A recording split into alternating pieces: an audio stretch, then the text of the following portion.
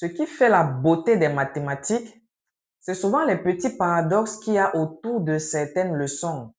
Remarquez que certaines leçons ont l'air simples mais demandent assez de concentration.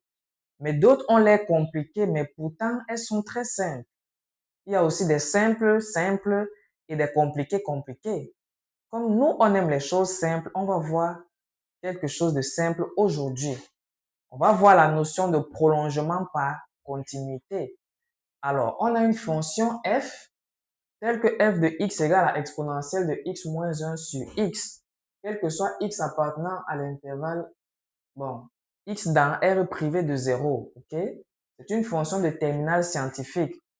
On veut montrer que f admet un prolongement par continuité et définir ce prolongement de façon très terre à terre.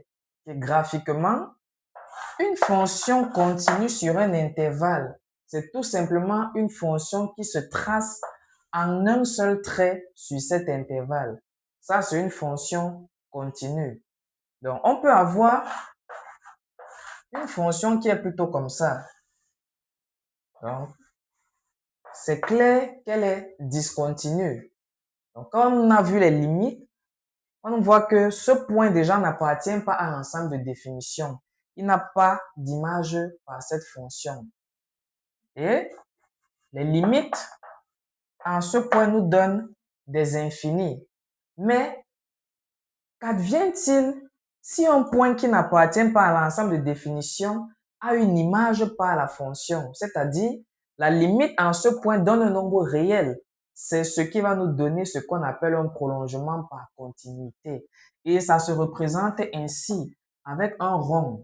Là, nous avons x0. La limite en x0 nous donne y0. C'est ce qu'on appelle un prolongement par continuité. Donc, démontrons donc ça de façon analytique avec la fonction qu'on nous a donnée. Donc, on va donc calculer la limite du point qui n'appartient pas à l'ensemble de définition. Quand on dit R privé de 0, ça veut dire 0 est exclu.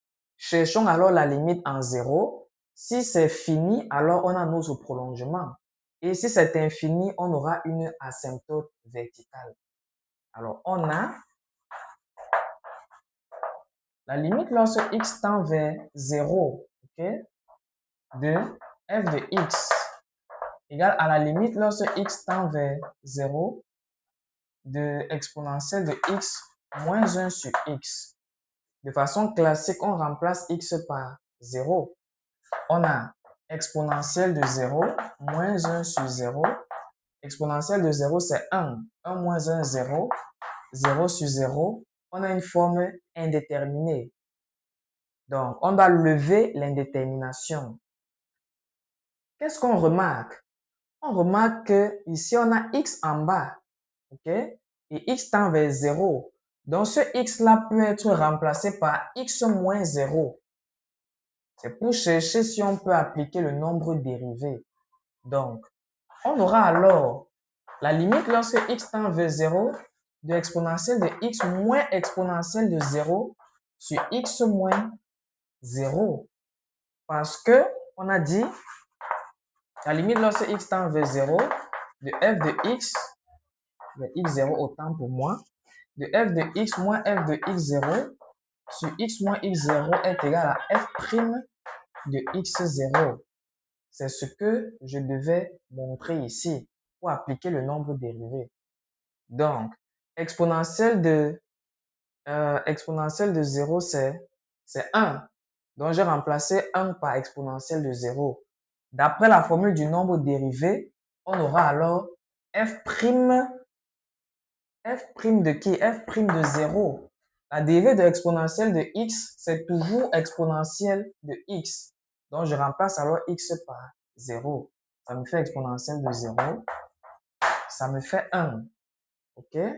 On a donc la limite en 0 qui nous donne 1. OK? Limite lorsque x tend vers 0 de f de x égale à 1 et ça appartient bel et bien à R. Par conséquent, f admet un prolongement par continuité en x0 égale à 0. C'est comme ça qu'on fait la démonstration. Et enfin, pour définir ce prolongement, c'est très simple. Ok? On prend f de x égale à ce qu'on nous a donné au départ, exponentielle de x moins 1 sur x, quel que soit x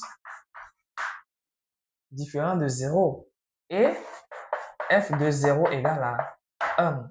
Voilà comment on définit un prolongement par continuité. C'était tout pour cette vidéo. Likez, abonnez-vous et partagez massivement si vous avez aimé. Moi, je vous donne rendez-vous à une prochaine vidéo.